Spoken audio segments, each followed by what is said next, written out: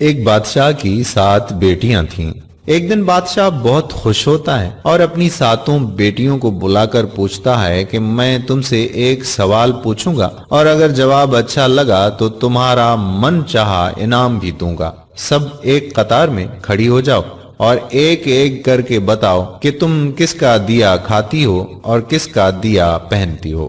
اس موضوع پر مزید بات کرنے سے پہلے آپ سے گزارش کہ پیارا اسلام پیج کو لائک کریں، ہمارے یوٹیوب چینل کو سبسکرائب کریں اور ہماری مزید ویڈیو دیکھنے کے لیے سی فرسٹ پر کلک کر دیں۔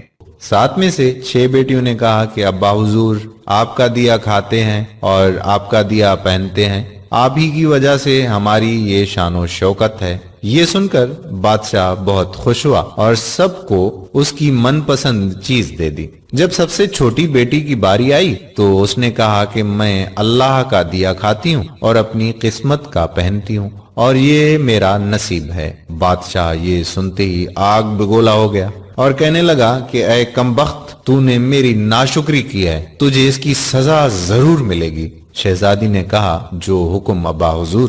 بادشاہ نے سپاہیوں کو حکم دیا کہ جاؤ اسے جنگل میں چھوڑاؤ، میں بھی دیکھوں کہ یہ میرے بغیر کیسے اللہ کا دیا کھاتی ہے اور اپنے نصیب کا پہنتی ہے۔ شہزادی سے تمام زیورات واپس لے لیے گئے اور خستہ حال کپڑوں میں بغیر کسی ساز و سامان کے بادشاہ کے حکم کے مطابق جنگل میں تنہا چھوڑ دیا گیا۔ سب سپاہی شہزادی کو چھوڑ کر واپس چلے گئے۔ شہزادی جنگل کو دیکھنے لگی، چاروں طرف درخت ہی درخت تھے اور دوپہر سے شام ہونے والی تھی کہ شہزادی نے سوچا کہ کیوں نہ کچھ لکڑیاں جمع کر لوں تاکہ رات کو آگ جلاؤں، پھر کوئی جنگلی جانور پاس نہیں آئے گا اور رات بھی گزر جائے گی۔ شہزادی جنگل میں لکڑیاں ڈھونڈنے چل پڑی۔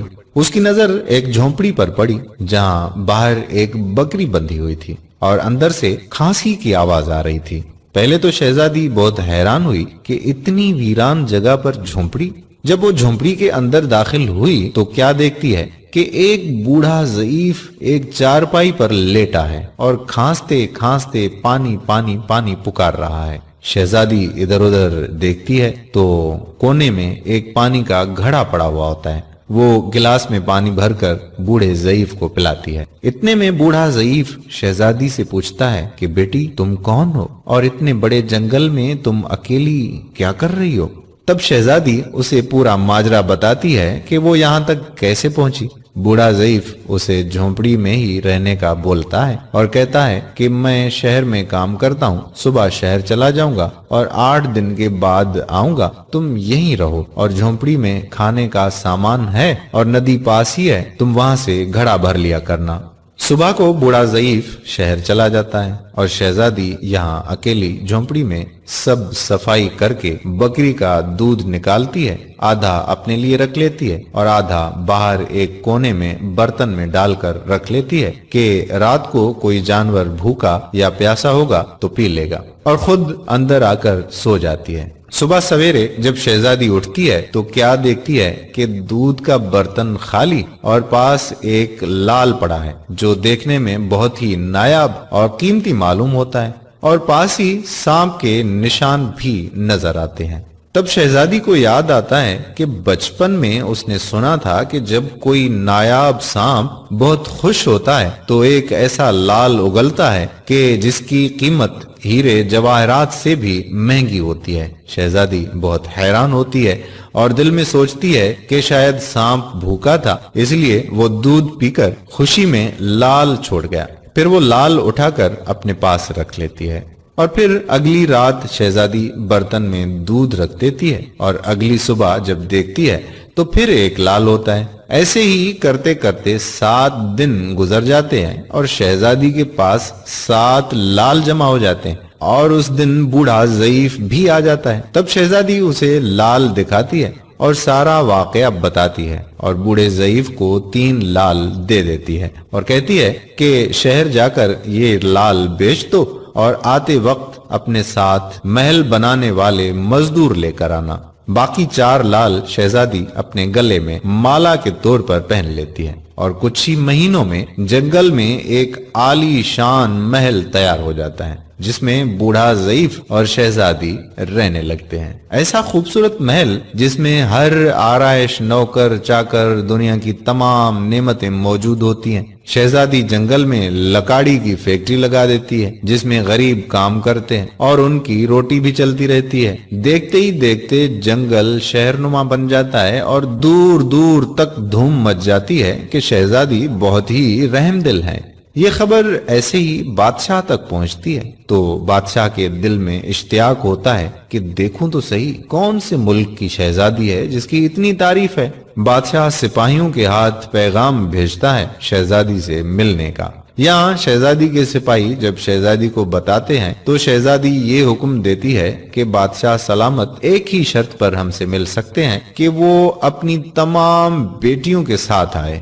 سپاہی جا کر بادشاہ کو پیغام دے دیتے ہیں۔ ایک دن بادشاہ اپنی تمام بیٹیوں کے ساتھ شہزادی کے محل جاتا ہے۔ شہزادی ان سب سے چہرے پر نقاب پہن کر ملتی ہے اور ان کے لیے 7 رنگ کے کھانے پیش کرتی ہے اور ہر کھانے کے ساتھ اسی رنگ کا جوڑا زیورات پہن کر آتی ہے۔ محل کی شان و شوکت، خوبصورتی اور شہزادی کا انداز بادشاہ اور باقی تمام شہزادیوں کو بہت حیران اور متاثر کرتا ہے۔ آخر میں بادشاہ شہزادی سے کہہ ہی دیتا ہے کہ تم میری بیٹی کی جگہ پر ہو اور میں بھی تمہارے کہنے پر اپنی تمام بیٹیوں کے ساتھ آیا ہوں، پھر ہم سے یہ پردہ کس لیے؟ بہت اصرار پر شہزادی کہتی ہے کہ ٹھیک ہے، میں تیار ہو کر آتی ہوں۔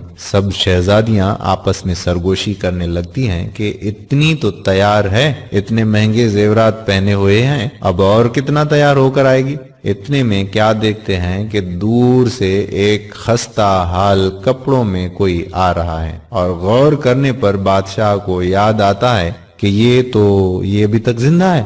میں تو سوچتا تھا کہ اسے جنگل کے جانور کھا گئے، اور جب میں نے اپنے سپاہیوں کو اس کی خبر لینے بھیجا تھا تب انہوں نے ہی بتایا تھا کہ وہاں شہزادی کا کوئی نام و نشان نہیں ہے، تو یہ کیسے ممکن ہے؟ بادشاہ خوشی سے جھوم اٹھتا ہے اور کہتا ہے کہ شہزادی کو بلاؤ، میں تمہیں شہزادی سے آزاد کروا کے لے جاؤں گا، چاہے وہ تمہاری قیمت میں میری ساری بادشاہت مانگ لے۔ یہ سنتے ہی شہزادی بولتی ہے، نہیں ابا حضور، میں ہی وہی شہزادی ہوں۔ میں نہ کہتی تھی کہ میں اللہ کا دیا کھاتی ہوں اور اپنے نصیب کا پہنتی ہوں، بس اسی اللہ نے مجھے کہاں سے کہاں پہنچا دیا ہے کہ آج میں آپ سے بھی زیادہ امیر ہوں۔ پھر شہزادی اپنا تمام حال بیان کرتی ہے کہ وہ اس مقام تک کیسے آئی اور دکھاتی ہے اپنے گلے کی مالا جس میں ابھی بھی 4 لال موجود ہوتے ہیں۔ یہ بات سنتے ہی باقی تمام شہزادیاں دل میں رشک کرنے لگتی ہیں اور سوچتی ہیں کہ اے کاش ہم نے بھی تب یہی کہا ہوتا کہ اللہ کا دیا کھاتی ہیں اور اپنے نصیب کا پہنتی ہیں۔ دوستو، ہمیشہ اللہ تعالیٰ کی ذات پر یقین رکھو، وہ جس حال میں بھی رکھے ہمیشہ شکر ادا کرو۔ آج کے اس دور میں بچوں کی ایسی تربیت کی بہت ہی زیادہ ضرورت ہے۔ بچوں کی آخرت کی فکر بھی والدین کو ایسے ہی کرنی چاہیے جیسے اپنی آخرت کی فکر کرتے ہیں۔